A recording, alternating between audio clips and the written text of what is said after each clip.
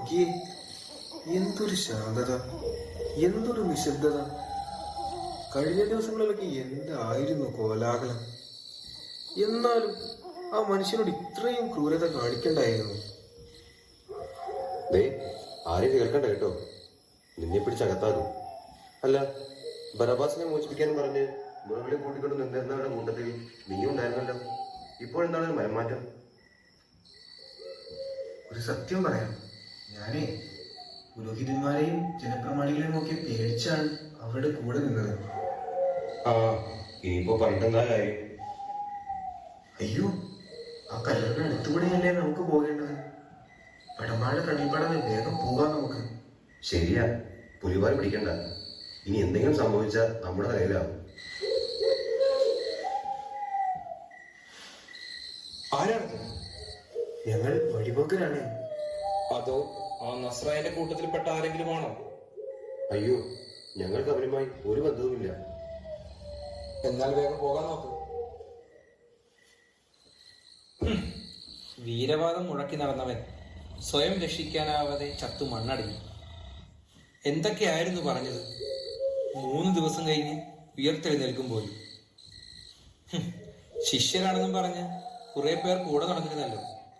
ഇനി ശരീരം എടുത്തു മാറ്റി അവൻ ഉയർത്തെഴുന്നേറ്റെന്ന് പറയാനായിരിക്കും പരിപാടി. ദേ, ഞാനൊരു കാര്യം പറഞ്ഞേക്കാം. നമ്മുടെ ഭാഗത്തുനിന്ന് ഒരു പിഴവും ഉണ്ടാവരുത്. കല്ലറയുടെ കാവൽ ശക്തമായിരിക്കണം. കുറെ നേരമായി ഞാൻ ശ്രദ്ധിക്കുന്നു. താനെന്താ ഇങ്ങനെ നിൽക്കുന്നത്?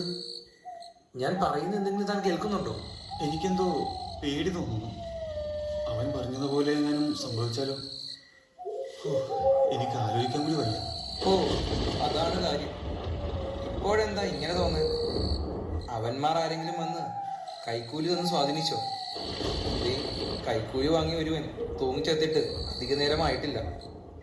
ഒരു കാര്യം ഞാൻ പറഞ്ഞേക്കാം, എന്തെങ്കിലും പാകപ്പെടാ നമ്മുടെ ഭാഗത്തുനിന്നുണ്ടായ നീ ജീവിച്ചിരുന്നിട്ട് കാര്യമില്ല. അതൊക്കെ എനിക്കറിയാം, പക്ഷേ എന്തോ ഒരു ഭയം. ശ്രദ്ധിച്ചു നോക്കി, എന്തൊക്കെയോ മാറ്റങ്ങൾ കാണും. സംഭവിക്കാൻ പോകുന്ന പോലെ.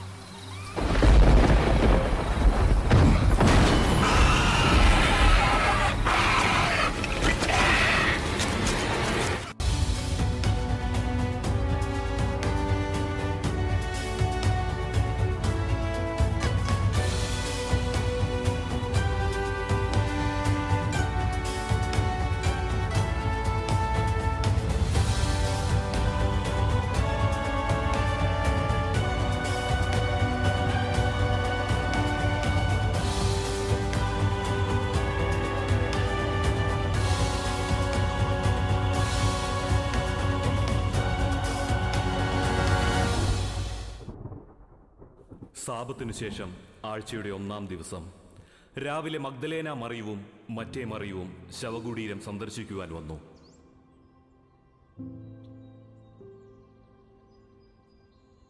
ആരാണ് നമുക്ക് വേണ്ടി ശവകുടീരത്തിന്റെ വാതിൽക്കൽ നിന്ന് കല്ലുരുട്ടി മാറ്റുക?